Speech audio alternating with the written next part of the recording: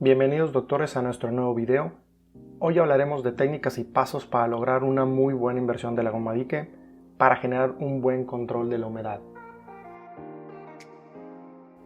En esta ocasión comenzaremos con el marcaje que, como ya lo habíamos mencionado en el video anterior, me gusta en lo personal ir distendiendo la goma dique sobre las piezas a tratar, marcando un punto central con el marcador.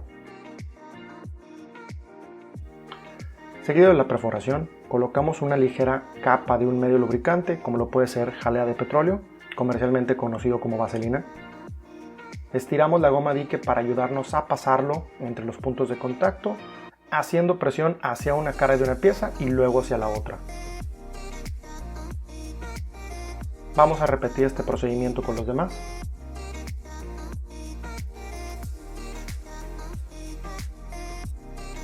En este punto, como estamos realizando un aislamiento de canino a canino, en lo personal me gusta colocar un clamp en cada premolar. Siento que me quita mucha tensión en la parte posterior. Ahora, si bien el paciente está anestesiado, para este punto es posible quitarle algo de presión a este clamp colocando la grapa por encima de la goma dique. Si bien no es absolutamente necesario, podemos buscar un hilo que sea a base de PTFE. En México existen algunos, pero el más sencillo de encontrar para mí ha sido Oral-B ProSalud. Les voy a dejar el link en la descripción para el que lo necesite.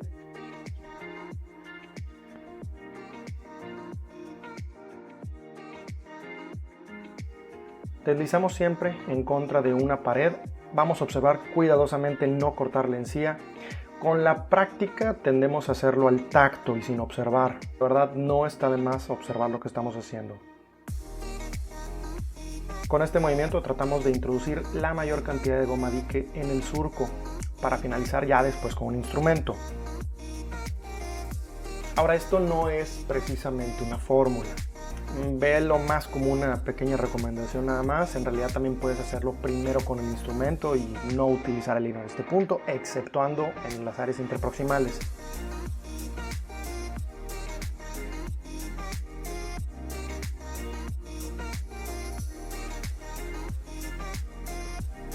De nuevo aquí pasamos el hilo presionando hacia una cara dentro del surco, pasamos la otra punta del mismo lado y sacamos junto. Vamos a repetir este procedimiento en los demás dientes.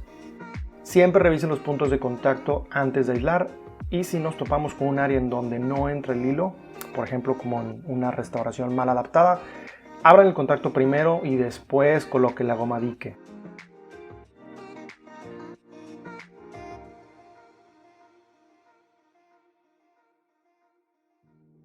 La segunda parte es utilizar algún instrumento como algún explorador. Para esto yo voy a utilizar un instrumento que no sea muy fino, que no sea lo más delgado. Un explorador viejo la verdad me sirve mucho, incluso limar un poco la punta puede ser que ayude un poco. Colocamos un dedo por debajo de la goma dique o estiramos con una mano y con la otra pasamos el explorador con la punta hacia el diente. Vamos a tratar siempre de que la punta no quede por encima de la goma dique. Esto lo que puede causar obviamente rasgaduras. Ahora, en este punto no es absolutamente necesario primero pasar el hilo antes de realizar este paso. Para eso quitaremos la inversión previa que hicimos con el hilo y lo haremos desde cero solamente con el explorador.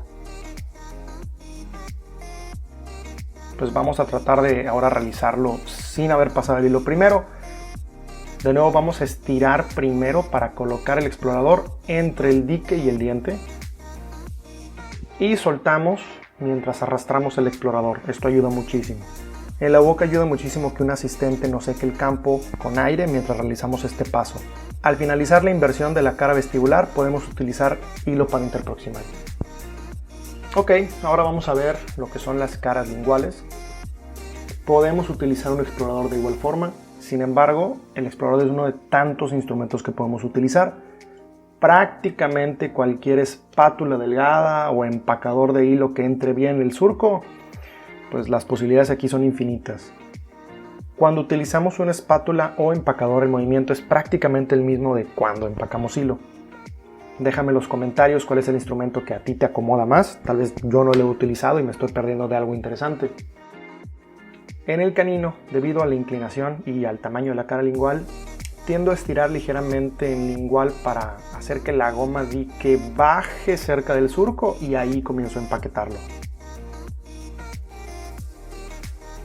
Ciertamente se le da poca atención debido a que pues, no salen las fotografías finales, rara vez se toman fotografías de la parte lingual. No me dejarán mentir, no hay nada más común que un margen lingual mal sellado.